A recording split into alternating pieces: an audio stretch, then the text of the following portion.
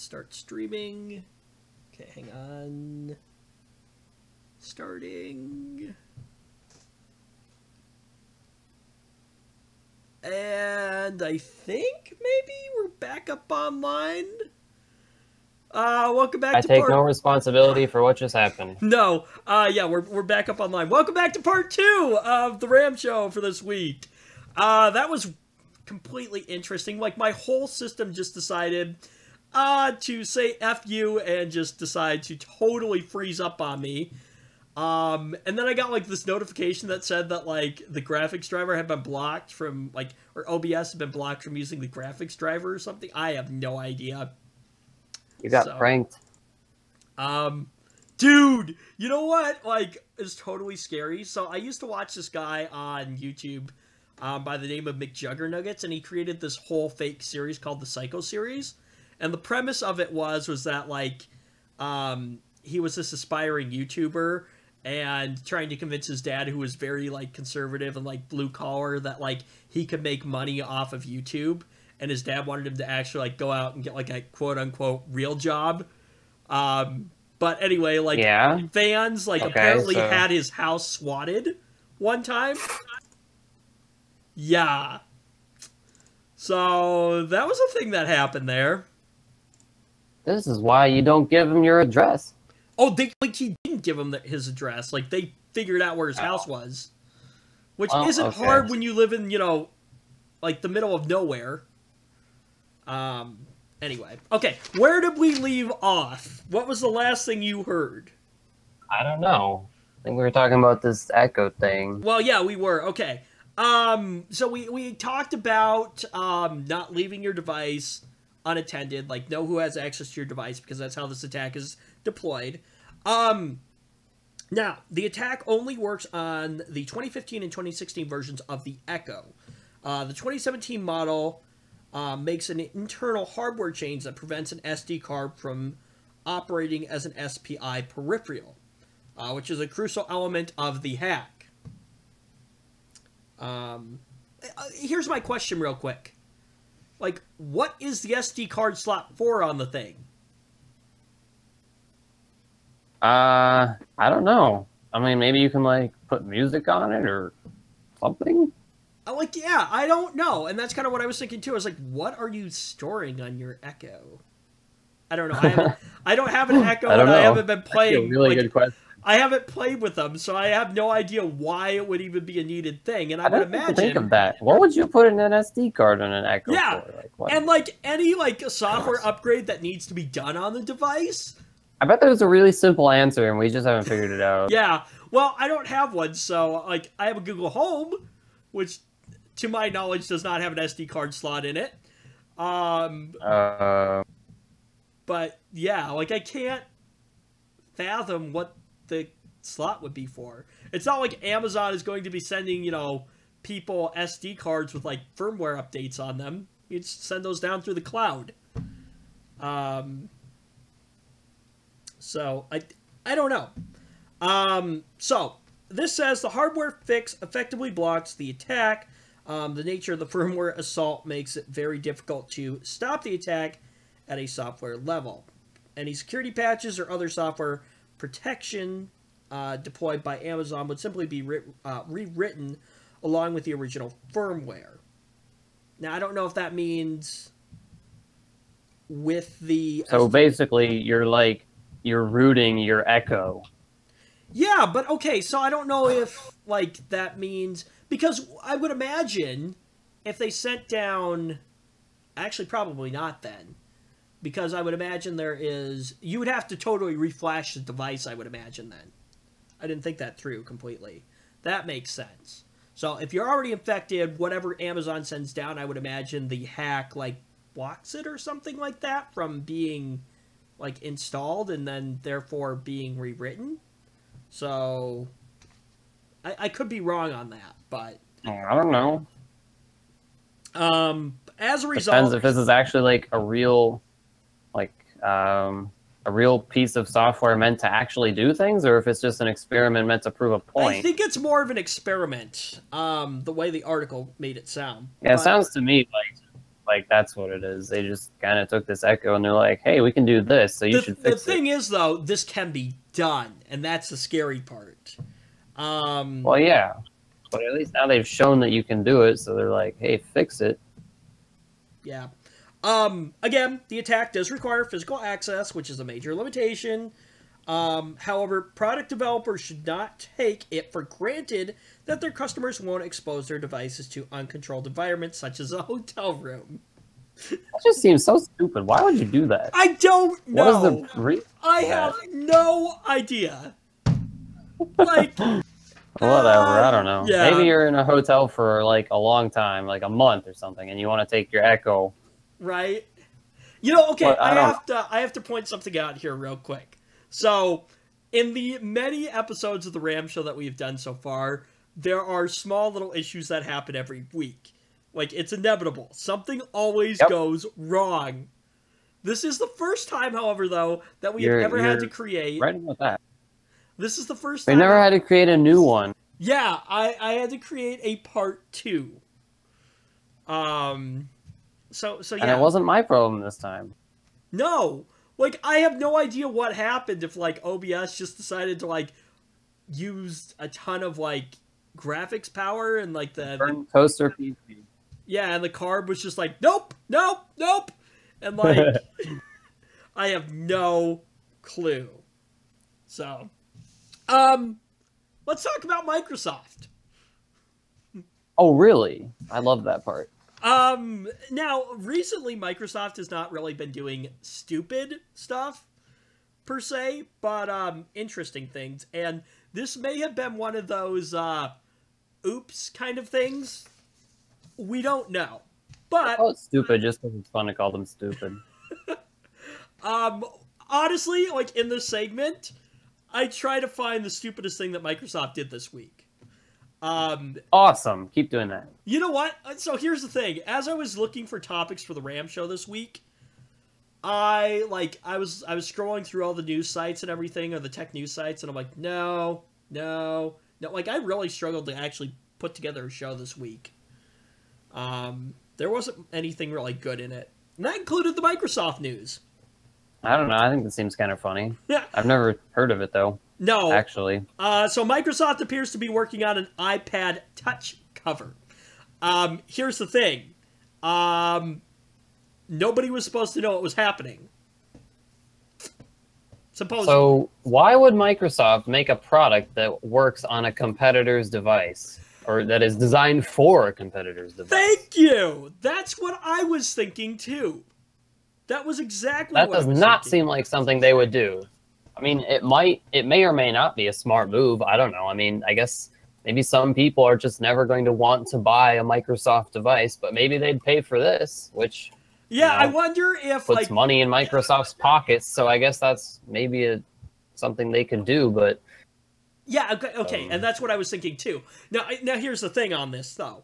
So, it sounds like Microsoft didn't mean for this to be, like, released, or, like, I shouldn't say released, but, like, it got leaked, I guess. Like... Except leaked by them. Yes, yeah, I believe so. The software giant has listed a mysterious iPad Touch cover.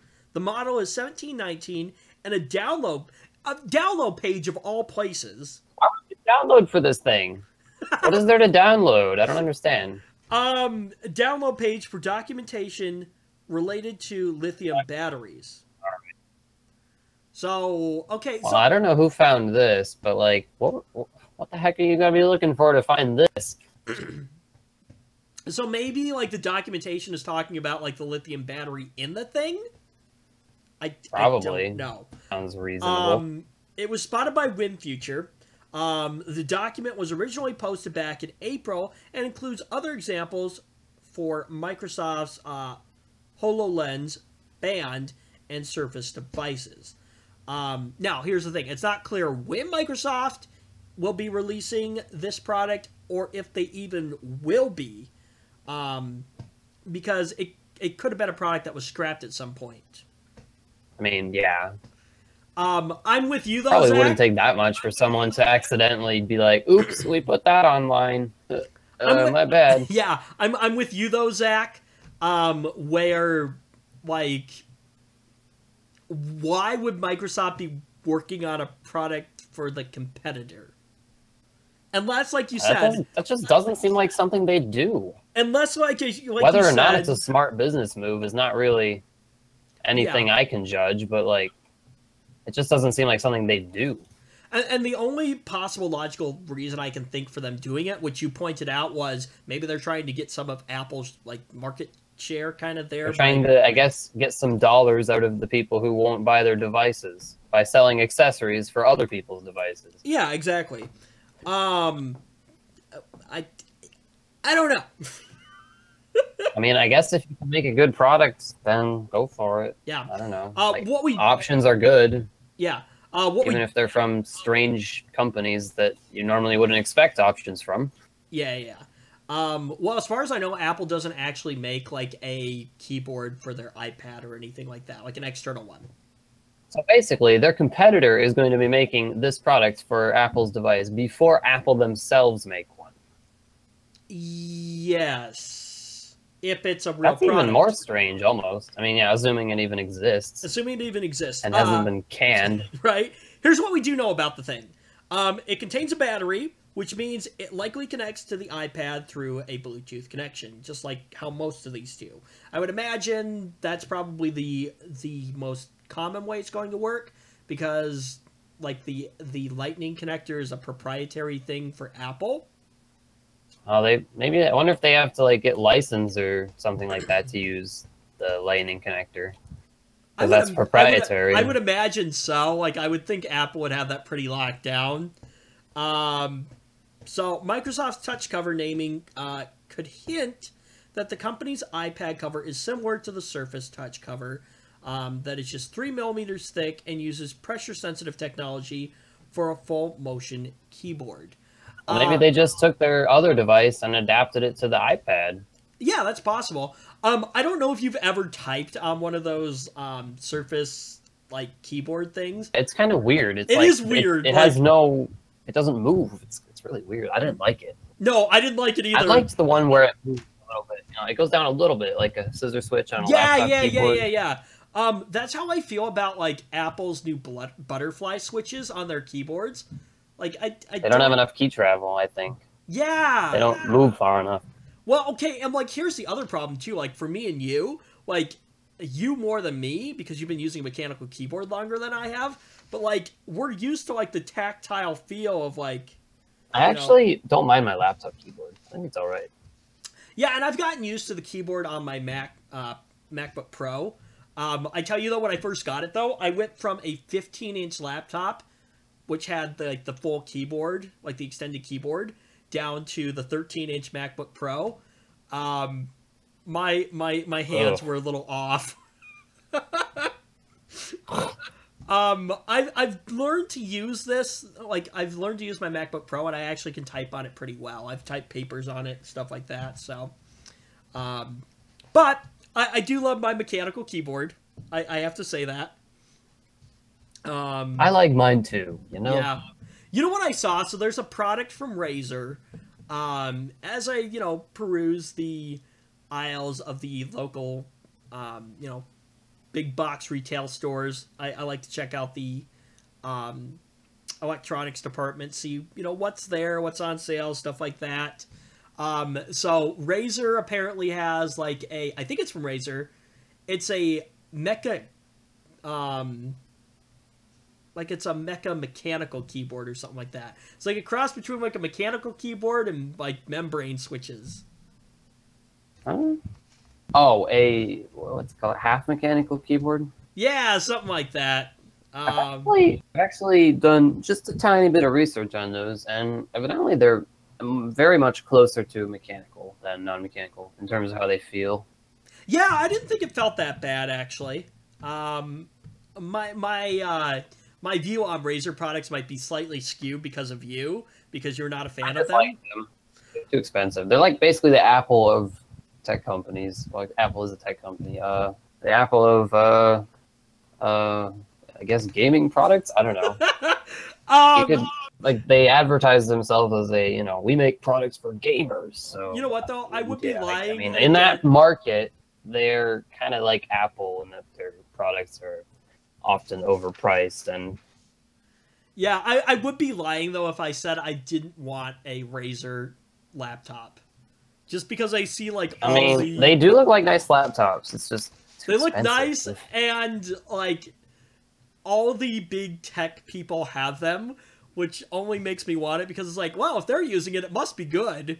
Maybe that's what they want you to think. I think Razer like sends a lot of those stuff, like those things, out to them. Yeah, I think they are pretty good about promoting like that. To be fair though, like if we got big enough to that point where Razer wanted to start sending us laptops, I would not complain. No, no. I just wouldn't spend my own money on that because I would probably find something.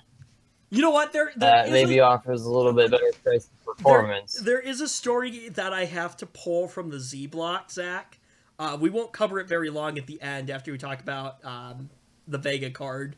But Z2, I just want to know your opinions on that. So anyway, moving on. I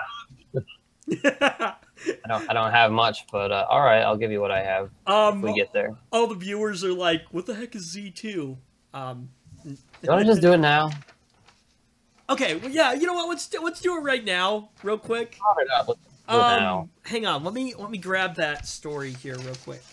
So, you know what? It does work here. Okay, so if Razer, like I said, if Razer sent you a laptop, you would be more than fine with taking it, right? I would happily accept that, yes. Although I do not see that happening anytime soon. No. Okay, how about this, though? If you had $1 million to spend, would you spend all of it on a computer? No. Even if it was a gold, like the case was covered in gold, like solid gold? Nope. Let's put it this way. 7 kilograms of 18 karat gold, to be exact. If it doesn't perform like the price says it should, I don't want it. Or rather, I won't spend my money on it. So, basically, real quick here, we're not going to spend much time on this. There is a $1 million computer for sale. The thing and it's got a lot of gold on it. Yeah, the thing is covered in nearly 7 kilograms of 18 karat gold. It looks like a Nook almost, except a little bit more blingy. Yeah, this is definitely for like somebody who lives in like Dubai. Because one of those billionaires. Yeah, exactly. Yeah. It's called the Prime Mini 3. It can be purchased for as little as oh, it is a Nook. What the heck? It says a limited edition fanless Nook. Huh. So yeah, that's basically what it is. Well, okay, so when you consider that the base one without all the gold on it cost $1,200, that is if you opt for a Core i3 processor, 4 gigabytes of DDR4 RAM, and a 120 gigabyte SSD. What? And that costs $1,200? Remember, this is marketed for the Dubai market. Oh wait, you just said that's without the golden stuff. Yeah, that's without the golden stuff. That's like base. What the heck? I don't know who in their right mind would spend that much money for such wimpy hardware. Jeez. Like I said, somebody who... I guess some rich billionaire who doesn't know what a computer looks like. Yeah. For the, or rather, who doesn't know anything about computers. The limited edition... Well, okay, I guess. Okay, so the limited edition Prime Mini 3 includes a Core i5-6260U processor, up to 32 gigabytes of oh my goodness, I can't say that. DDR4 RAM, and up to a 5 terabyte SSD. I don't know if that's for... 5 terabytes? Whoa. Dang. Yeah, that's a lot of space. I don't know if that's for the gold plate. I think that's for the gold one. Well, I mean, sheesh. That much money. I want a 1080 Ti SLI in there. Dude, I don't think you can even fit that in the case, can you? Get bigger then. Jeez. I'll take the 5 terabyte SSD. Yeah, I'll take that too. That's an admirable addition. And I'll take the 32 gigabytes of RAM. Oh yes. So, and you know what though? Well, no, because it wouldn't matter. I'd need a whole new motherboard anyways. But, yeah. Well, like I would imagine then it has onboard graphics. Maybe. I don't know. Probably does. Yeah. So, really like that. I'm sure the people who buy this probably aren't going to be doing much gaming. No. Maybe they will. I actually don't know. So maybe they do. Yeah. Wrapping this up, if you're considering spending $1 million on the machine, keep in mind that just because you're spending a lot of cash does not mean that your PC is not going to be obsolete in the next 5 years.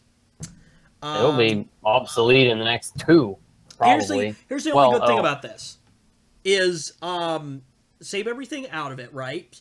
And then melt down the case, because you could actually make most of your money back off of it, depending on the price of gold at the time. I mean, I think if you're someone who buys this product, you probably don't care. You'll just buy another one. Right? Yeah. It's interesting. People who this is marketed to don't care. Okay. Next topic that I want to get into, and this is one that you'll probably have some opinions on. Google is planning to introduce a built-in ad blocker for its Chrome browser next year. Built-in. No add-ons. Yeah, see, here's the problem with that. It's probably not going to block Google's own ads, which are by far the most common. Oh yeah. While Google... So, where's the point? Well, okay. So while Google... And this is the controversy part here. While Google has already warned publishers about the change, the ad blocker is now starting to show up in pre-released versions of the Chrome for Android app. TechCrunch reports that the ad blocker can be found in the latest Chrome Canary app for Android. Testers can download the latest Chrome Canary? Is that how you say that? Canary? I think that's how it is. Build from Google Play to try out the ad blocker if you want. So, Google makes the majority of its revenue through its own ad business. And you brought up a great point. It probably doesn't block their own ads, because why would they do that? It's determined to tackle what is described as, get this, intrusive ads. But so what is considered an intrusive ad? Well, okay, yeah, to you, to you, I block indiscriminately. Well, okay, at least you're not racist. Yes, indeed. Or discriminative. There we go. Kind of like Verizon. Well, we were slowing down traffic for video. 10 megabits is fine. For 10 video, megabits is fine. but it's fine It's okay. because we were blocking all video traffic, not just from one. But it's fine provider. because 10 megabits is enough. Something net neutrality. So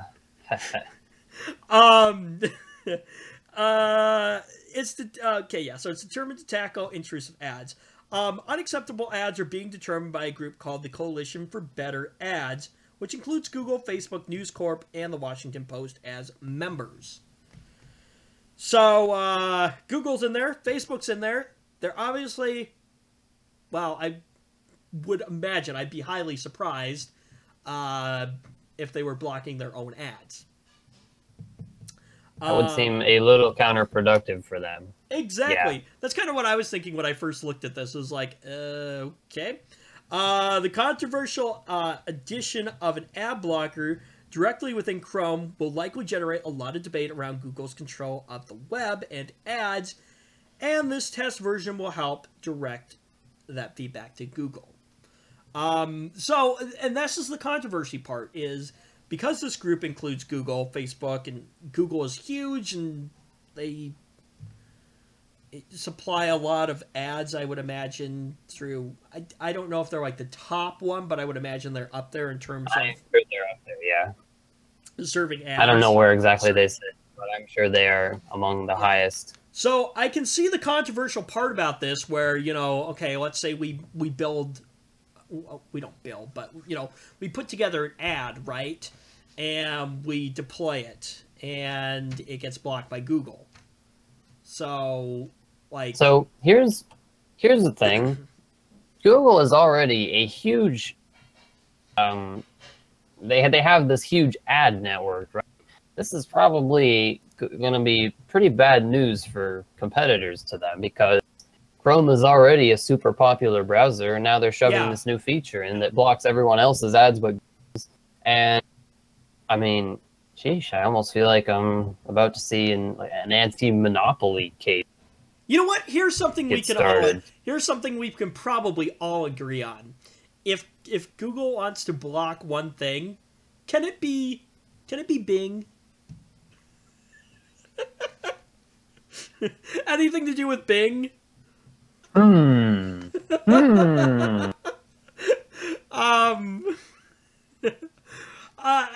don't even know who uses Bing. People who don't know how to change their default search engine, perhaps? You know what, though? Like, I think even, like, Firefox defaults to... Oh, man, I could be wrong. No, I think Firefox defaults to Yahoo.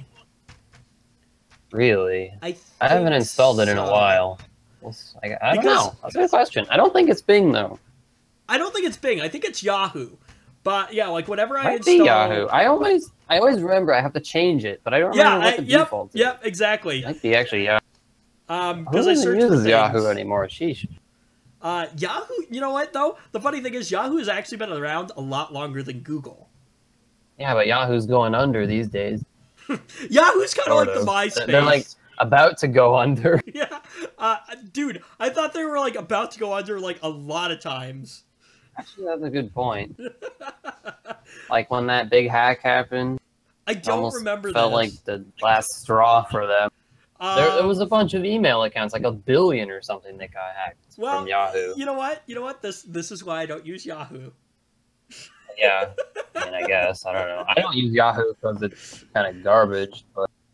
Yeah. You know, pick your own reasons, I guess. I grew up with Google, and that's what I know, and... As we've said before on this show, Google is the search engine that's based on taking over the world. They haven't given me a reason to switch, so I won't. Exactly, yeah. And I think that's the thing. Like, Google's smart. They know what they're doing. Unlike most of the time. Unlike some other companies that we won't mention. That we do like to talk about. Microsoft. Apple. Well, okay, that one's more on you. I don't mind their products. Whatever.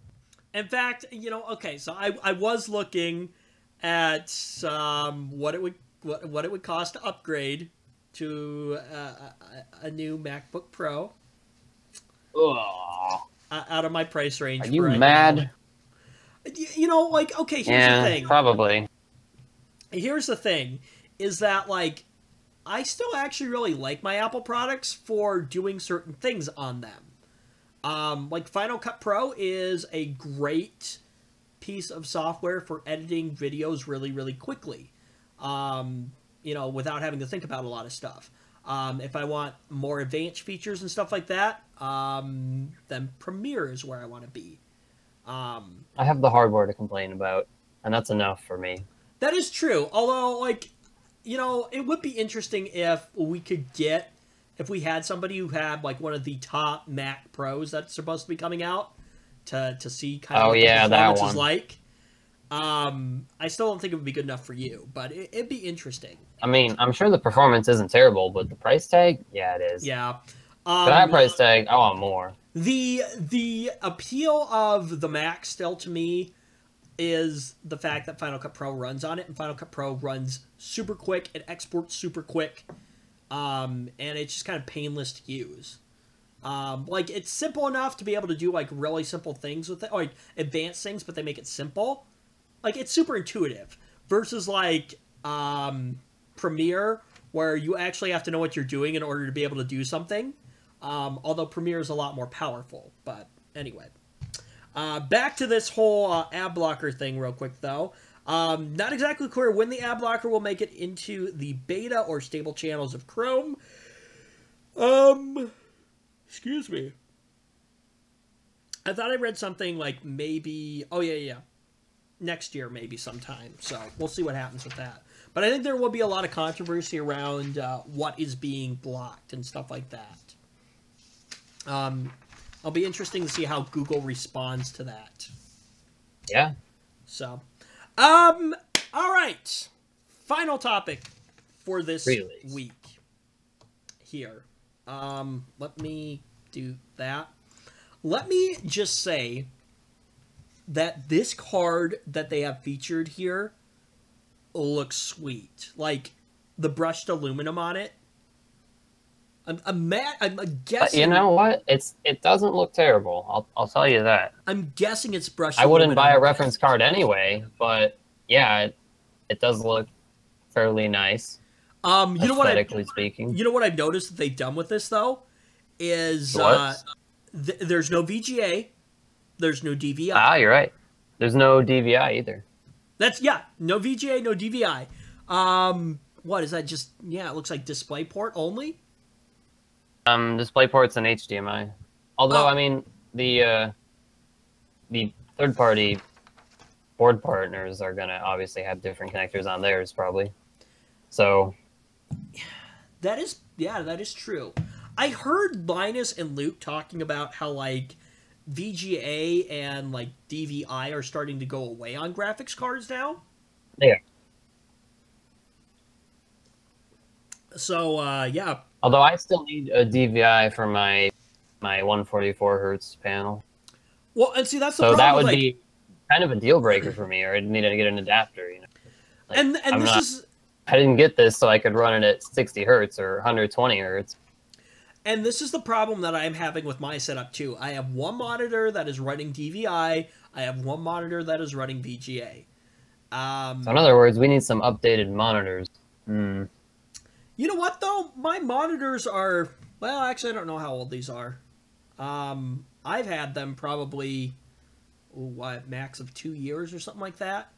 Of course. Really inexpensive ones. I could see someday I might just ditch them and get 3 new ones. So, maybe a 1440 and two 1080p's.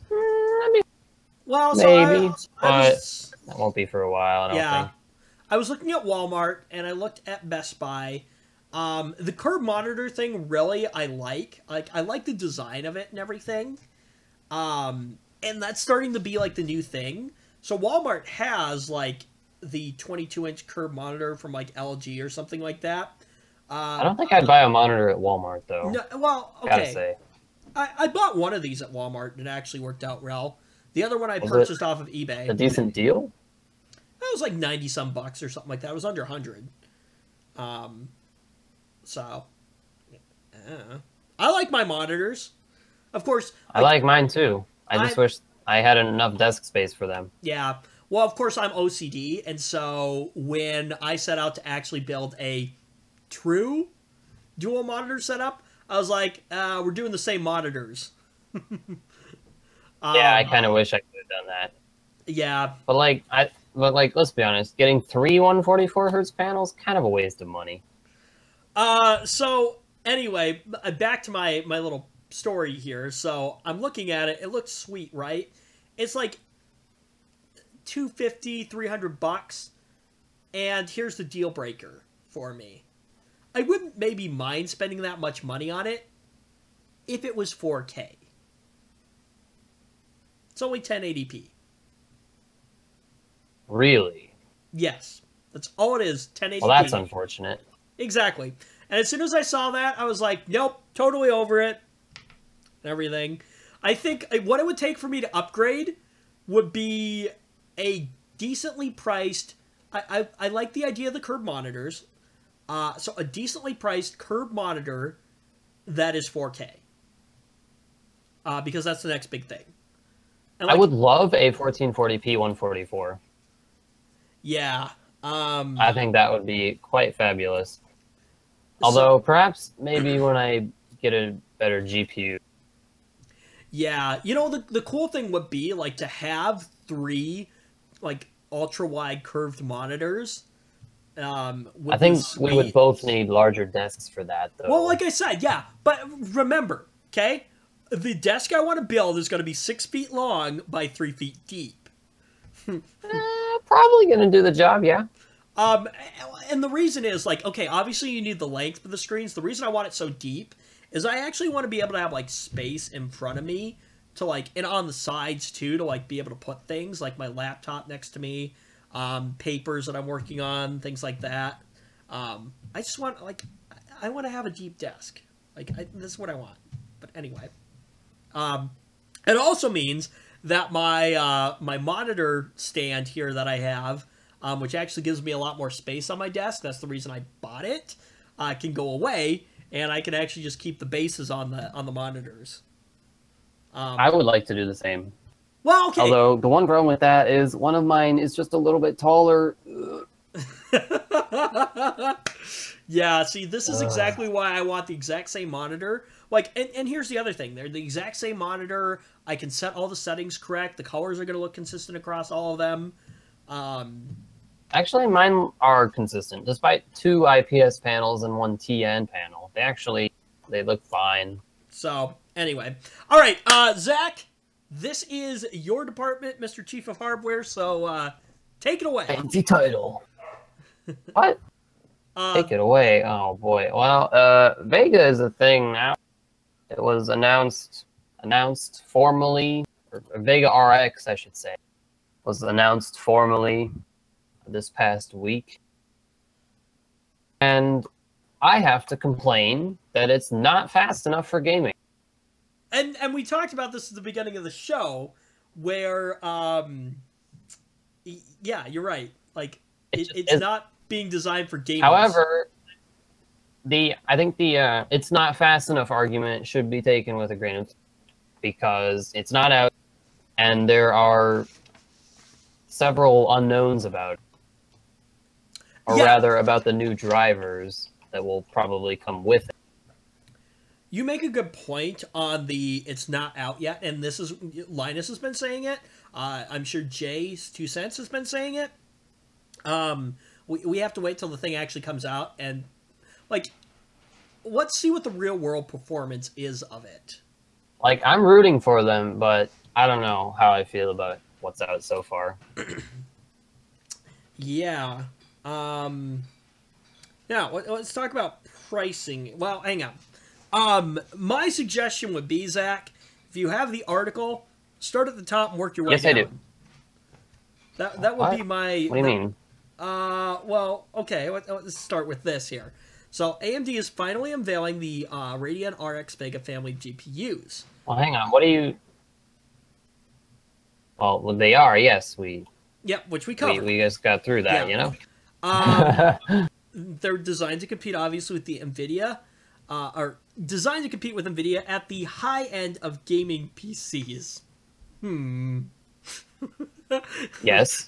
We kind of just debunked that there, though, didn't we? They're not the greatest. It's for kind of up in the air. I mean, it looks to me like so far they are slated to perform close to the 1080, but you know, I was kind of hoping more like somewhere between the 1080 and the 1080 Ti. Yeah. It's no secret that AMD has definitely lagged behind, and it's been a while since they've had something that's competed at the top, too. But actually, though, what I noticed is that the pricing is better than I expected. Or better than what was speculated, rather, I should say. The speculated price that I was working with was $599, but nope, $499 for the Vega 64 air-cooled. I see. The $599 one is water-cooled, if you're feeling fancy. Yeah. Do me a favor, Zach. I gotta go take care of one thing real quick, so you're on your own for a moment. I'll be back in like a minute. Well, hold down the fort. Oh joy. Well, moving on then.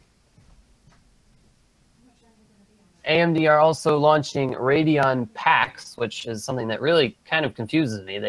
They bundle a bunch of games and discounts for stuff into this pack, but I don't know. I'm not seeing really the purpose of this. But let's see. My train of thought. I seem to remember. I'm gonna have to look at this for a moment here, but I'm fairly sure that the Radeon Pack is the only way you can get the liquid-cooled version of this card, at least the reference liquid-cooled version. I'm not sure whether or not there will be any third-party manufacturers making liquid-cooled versions. I don't believe there were with Fury. The Fury that was it. There was the Fury X. All right, you could stop struggling for content now. I hate you. You know how many times actually no, but last week I thought I was gonna have to do the entire show by myself, so I had to take care of a few things real quick. Oh. So catch me up on what you basically just covered real quick, so I'm in the loop.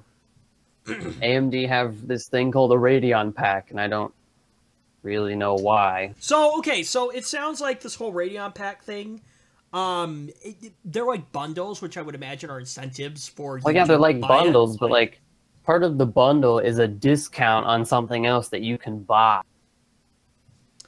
Like okay, the Radeon Black Pack, $5.99. You get the Vega 64 air cooled, blah blah blah, plus a discount on a monitor and some games. Actually, I'm pretty sure the games are included. Maybe, I don't know. And then you get another discount on some Ryzen. Yeah, it's an incentive for you to. Well, the two discounts on the. That was just here's a bundle where you get all of this stuff, rather than here's a bundle where you get this stuff and then some discounts on other stuff. Well, okay, so I would imagine. Excuse me if you can hear that over air. So I would imagine that they are, with the release of Ryzen and now Vega and stuff like that, the bundles are probably an incentive for people to build a Ryzen build. So yes, I think that's you buy your graphics reasonable. Card, you get the discount off your processor, and here's a discount off a monitor to go with the thing, and here's the games to get you started.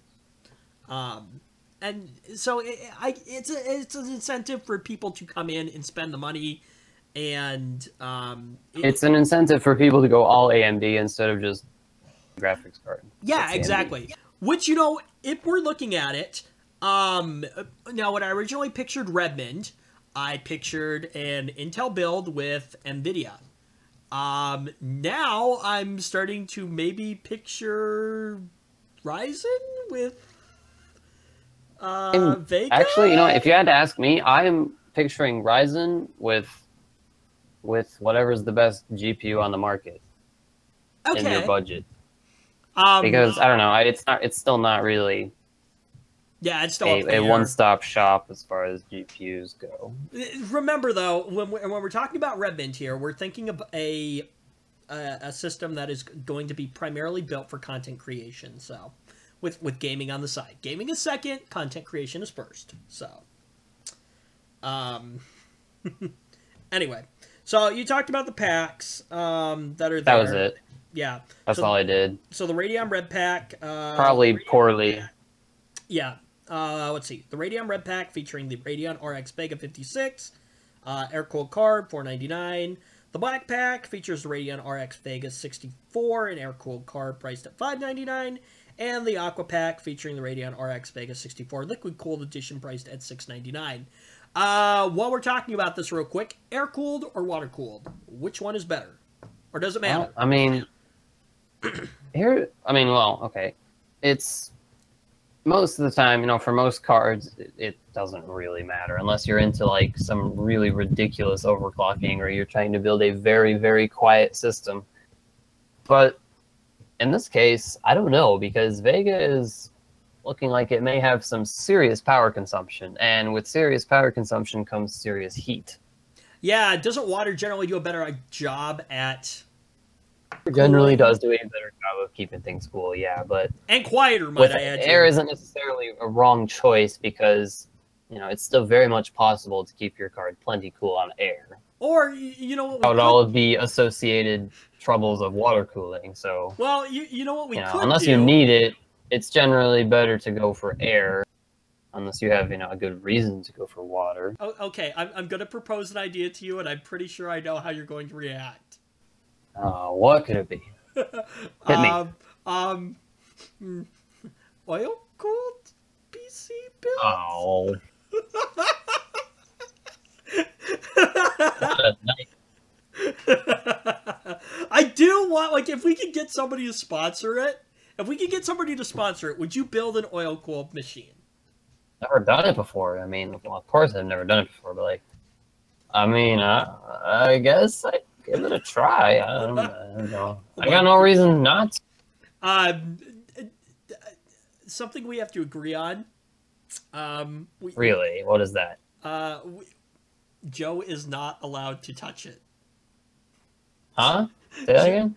Joe is not allowed to touch it. Oh. I think you're right. And this is something we have to agree on as a team here. If you make a mess with it, like you crack it, or you're the one who makes a mess, you're the one who gets to clean it up. Just don't make a mess. Well, yeah, obviously that's the first thing. Don't make a mess, but like if you do, we're all responsible, on our own, and so, if that happens to happen, then you're responsible for cleaning it up. Yeah. It won't happen. There's going to be a lot of do's and do nots with this build if it ever happens. But, I don't think it will. Yeah. Okay, yeah, in terms of the power consumption thing, though, AMD is promising more than 200% of the throughput per clock over previous Radeon GPU architectures, alongside a new version of its high bandwidth memory. HBM2 doubles the bandwidth per pin and is designed to stack vertically around the GPU to transfer more data at a time than traditional GDDR5 memory. It's AMD, very good at that. It's really fast. It's awesome. So basically what that boils down to for somebody like me who doesn't quite understand all of it. It boils down to this card has a mountain of memory bandwidth. So basically it crunches numbers really, really quickly. No, memory bandwidth. Oh. Well, so memory is important for video stuff, isn't it? Well, anything. Or, like, creative stuff? Sure. Saying? Well, okay, when you're rendering a video, it does take a lot of RAM, doesn't it? Oh, no. I'm talking about video memory, like your card's VRAM. Oh, so it's like, well, yeah. The card has memory on it as well. Duh. Well, yeah, the GPU is that, basically... Right? Well, of course you did. Yeah, a GPU is basically like its own little computer. But yeah, but this is talking about specifically that memory is really fast. Okay. It has a ton of bandwidth. Okay, so basically it's memory and it's really fast. Okay, cool. Actually, that's not quite correct. It's clocked much slower than, for example, GDDR5, but it has such a huge memory buzz that it still can, push more data in the same amount of time. Oh, cool. Okay. So basically, it's like it's got a ton of. It's got a lot. It's like a highway with a ton of lanes, but the speed limit slower. Ah, okay. Like a ton more lanes. Got it. That makes any sense. So it's kind of like having more cores then, kind of ish. Nah, that's a bad example, isn't it? Say that again. Threads. Is that what I'm thinking of? What are you thinking of? Say that again. Never I didn't mind. hear. Well, I was saying it's kind of like having more threads then, right? Or is it? Kind of, except for they're clocked slower. Yeah, okay, but in this there's case, more the memory of them. clock speed of HBM is not nearly as fast as GDDR5. It's clocked slower, but there are more anyway, lanes for traffic it's better. to It's good. It's better. Yeah. Yeah. HBM. Woo. So again, clocked slower, but there's more lanes for stuff to flow through, basically. Yeah, like I said. Yeah, so, okay. AMD is also promising 13.7 teraflops of performance out of the top RX Vega 64 card.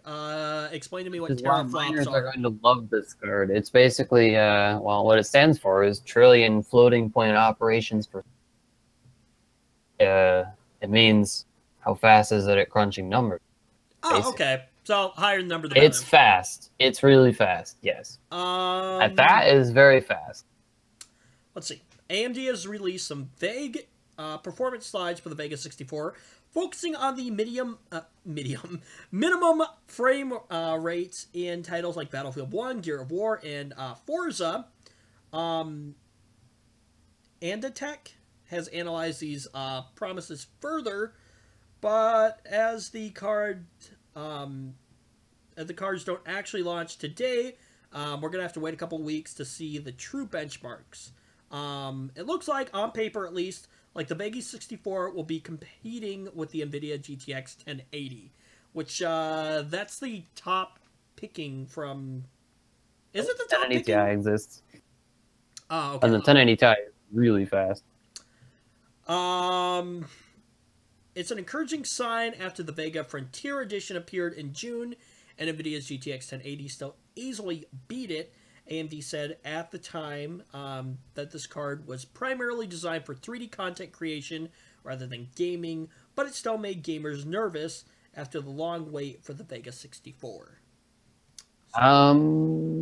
Yeah, because it's the same GPU, regardless of where the drivers are at. It's the same GPU. So I don't know. What we've seen so far doesn't really say very many nice things about the performance of it. So, AMD has also been poking at the established Intel and NVIDIA combination for high-end gaming PCs, and the company's 16-core Threadripper processors even prompted Intel to respond with its own 18-core i9 chip. Which... Oh, boy. What do you think? As a smart move, I would imagine that they would price it either similarly or cheaper.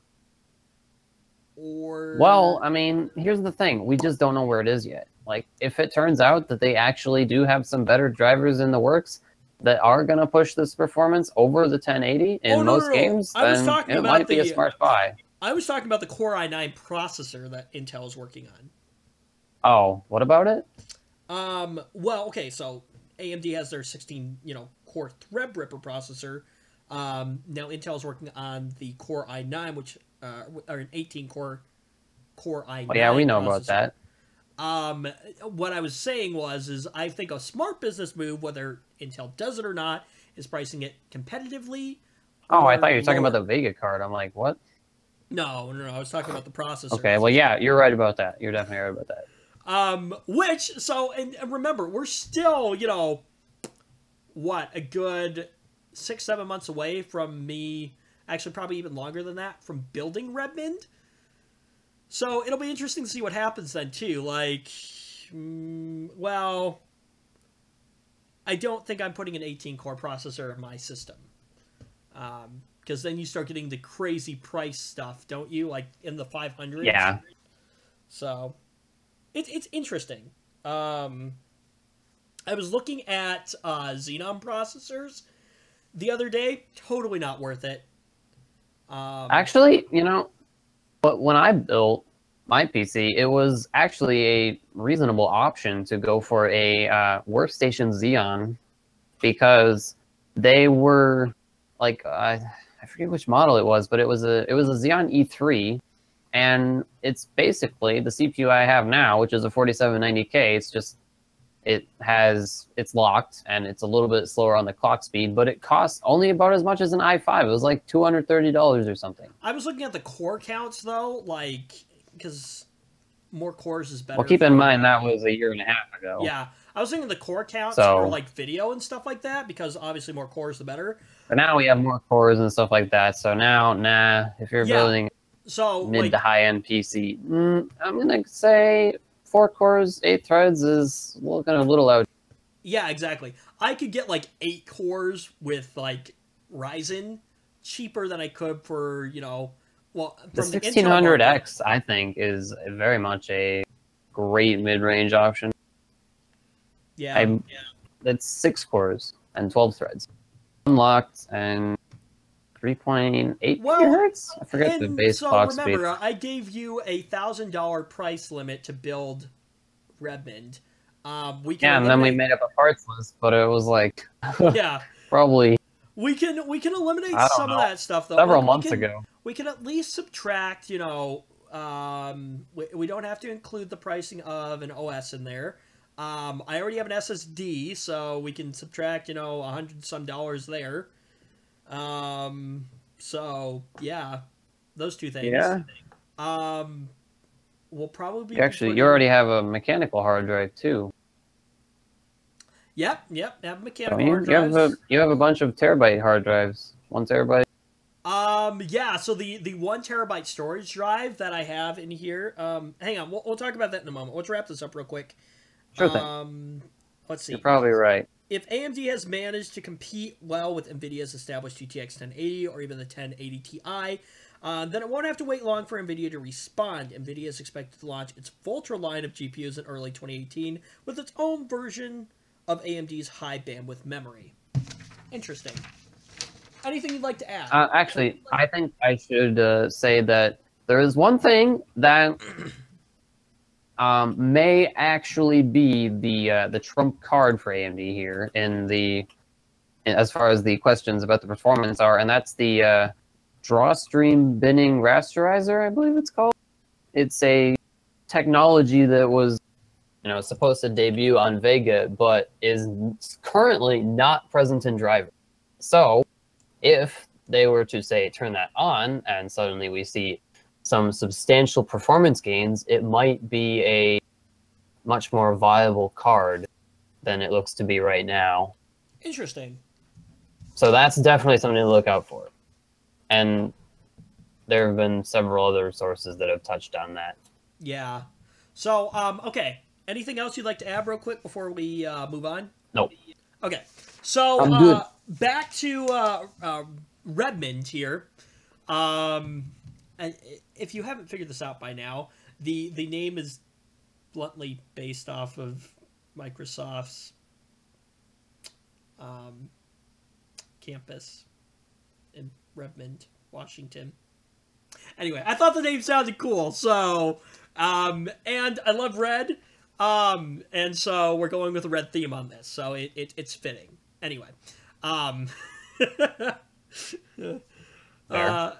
so anyway, back to the whole terabyte thing, terabyte mechanical hard drives. So I have my old terabyte mechanical Western Digital Blue drive. Well, what about the ones that are in your computer right now? That's what I meant. So the one Like that you can is- use those. Well, yeah, exactly. So the one that is in Maverick right now, which is my current system. So Maverick has the 500 gig Samsung SSD, and there's a 640 gigabyte. I think it's a. You know what? It is a Western Digital Blue, in here. That drive is going to be swapped out for the 1 terabyte Western Digital Blue drive that was the boot drive of Maverick. I just have to format it and then move stuff around, and yeah. Well, what I'm saying is you probably don't need to purchase any additional storage devices. Yeah.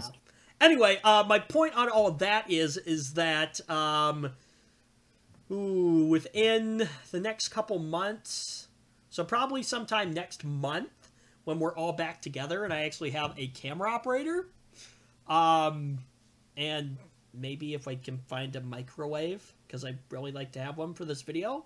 Oh, great. We'll do the destroying your data, the quote unquote Microwave right edition. way. The quote unquote right way.